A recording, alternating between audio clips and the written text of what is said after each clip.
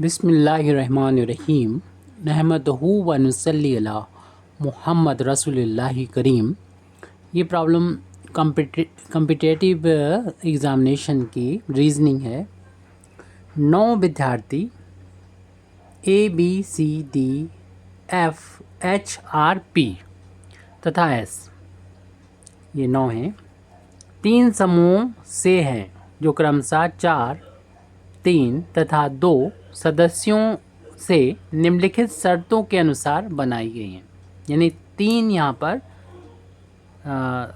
समूह हैं जिसमें 4 विद्यार्थी होंगे एक समूह में, और दूसरे समूह में 3 विद्यार्थी होंगे, और तीसरे समूह में 2 विद्यार्थी होंगे।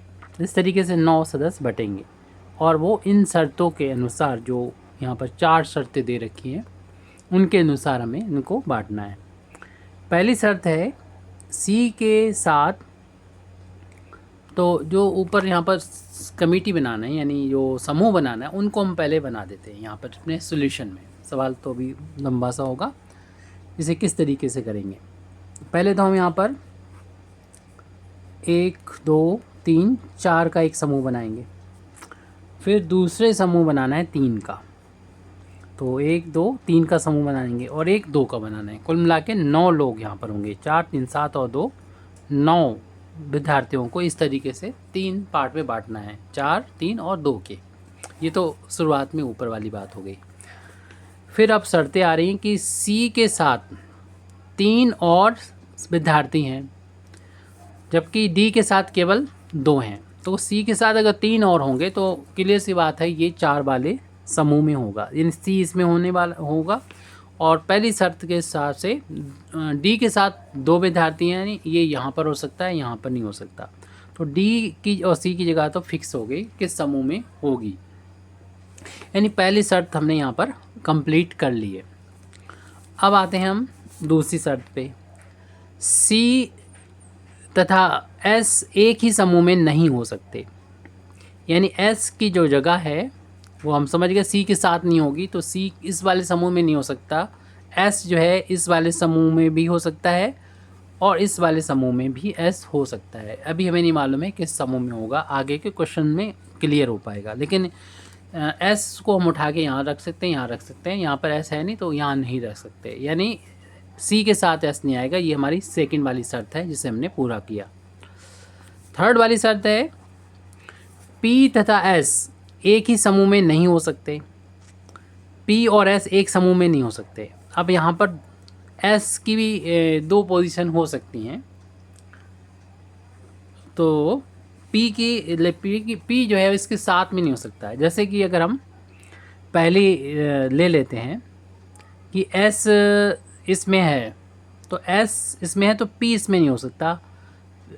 तो ये वाला जो पहला वाला है, अगर एस यहाँ पर हम ले लेते हैं तो इसके पी जो होगा या तो इसमें होगा पहली वाली शर्त के साथ, या फिर पी जो होगा यहाँ पर होगा, क्योंकि पी और एस साथ में नहीं हो सकते हैं।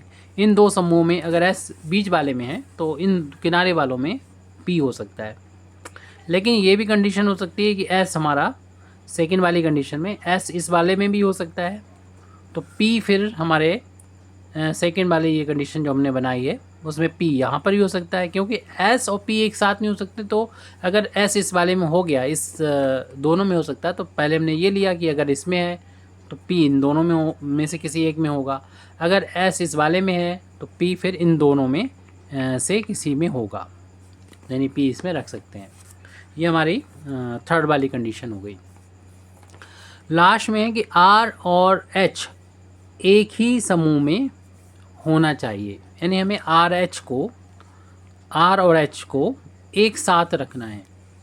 तो एक साथ हम देखिए, अभी ये भी जगह खाली, ये भी जगह खाली, ये भी, इनमें किसी में भी रख सकते हैं। ये हमारी चारों शर्तें हमने देख ली हैं। अब हम क्वेश्चन जो कि कई हैं उनमें से अभी एक ही पर फोकस करते हैं। अब देखते हैं कि क्या होता है। जिसमें लिखा है यदि, क्वेश्चन हम 66 जो हमें भेजा गया था उसमें था। इस क्वेश्चन को देखते हैं। यदि DFP एक सदस्यीय समूह बनाते हैं, एक 3 सदस्यीय समूह बनाते हैं, यानी ये बता दिया गया कि 3 सदस्यीय समूह में DF पी हैं। तो डी की पोजीशन तो पहले से पता है, यहाँ पर 3 सदस्यीय समूह में है। एफ और पी की पोजीशन भी इन्होंने हमें ये बता के फिक्स कर दी है। क्वेश्चन नंबर ये 66 के लिए है ओनली, बाकी चीज़ें सब कॉमन चीज़ें थी, लेकिन अब यहाँ पर स्पेशली ये 66 क्वेश्चन के लिए ये बातें हो गई, यानी इनकी पोजीशन फिक्स हो गई यहाँ तक। तो निम्नलिखित में से कौन सा कथन सत्य है, ये पूछा गया है 66 क्वेश्चन में कि फिर कौन सा कथन सत्य होगा। पहली कंडीशन ये कि यस एस या तो ए या सी के साथ एक 2 सदस्यीय टीम बनाता है। तो पहली बात तो ये है कि 2 सदस्यीय टीम तो नहीं हो सकती सी के साथ, क्योंकि सी जो है वो यहाँ पर होगा। आप कहेंगे ए और बी कहाँ चले गए, बाकी तो हम डिस्कशन हो गया। तो देखिए ए की अगर एस इसमें आ गया तो इधर ए भी आ सकता है और बी भी आ सकता है, या तो ए आएगा या बी आएगा। लेकिन जब ए इस तरफ आएगा तो बी के लिए इधर तो जगह है नहीं, तो बी इनमें से किसी जगह पर आ जाएगा। अगर बी इधर आ गया तो फिर ए इधर आएगा, यानी ए और बी की एक साथ यहाँ पर नहीं हो सकते, क्योंकि आपको मालूम है कि यहाँ पर हमारा जो आर एच है वो एक साथ जाएंगे। उनके लिए अब 2 ही जगह है, या तो ये इधर जाएंगे या फिर इधर जाएंगे। लेकिन एस अगर यहाँ पर आ गया, देखिए एस की जगह यहाँ हो सकती थी, लेकिन आपने देखा कि एस के लिए जगह कोई, इस क्वेश्चन नंबर 66 के लिए कोई जगह खाली नहीं है। तो एस को तो यहाँ पर हम काट दें, ऊपर नहीं रख सकते, एस की जगह यहाँ नहीं होगी। तो क्लियर सी बात है कि एस की जगह जो है अब यहाँ पर फिक्स हो गई है, क्योंकि जो हमारी ये वाली शर्त है सेकंड वाली कि सी और एस एक समूह में नहीं हो सकता, सी की जगह फिक्स है, तो एस यहाँ पर नहीं हो सकता। तो वो हम पहले की डिस्कशन कर चुके थे, यहाँ पर इसलिए नहीं हो सकता क्योंकि जगह भरी जा चुकी है, तो एस को हम यहाँ पर भर लेना चाहिए। अब यहाँ पर ये शर्त थी कि हमारा आर एच एक साथ रहेगा, तो आर एच इसमें जगह भर चुकी है, इसमें तो जा नहीं सकता, और यहाँ पर एक जगह बची हुई, यहाँ पर दोनों होना चाहिए। तो क्योंकि 2 सदस्य की टीम है, तो इसलिए ये आर एच यहाँ पर भी नहीं जा सकता, यहाँ पर भी नहीं जा सकता, तो आर एच को तो हमें यहाँ पर रखना होगा हमारे क्वेश्चन नंबर 66 के लिए।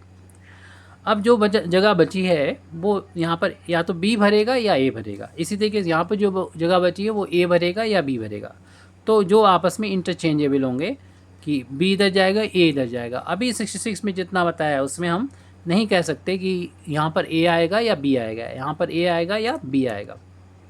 अब हमें ये क्वेश्चन 66 में ऑप्शन है, उसके आधार पर हमें बताना है कि कौन सा सत्य है।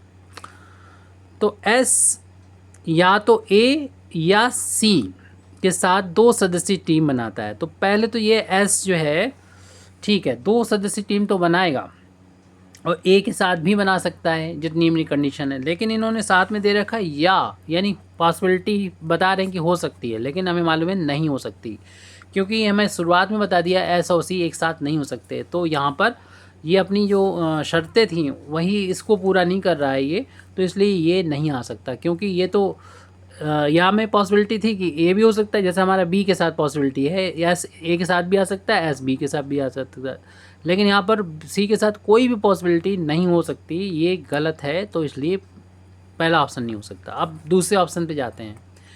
एस या तो ए या बी के साथ 2 सदस्यीय टीम बनाता है।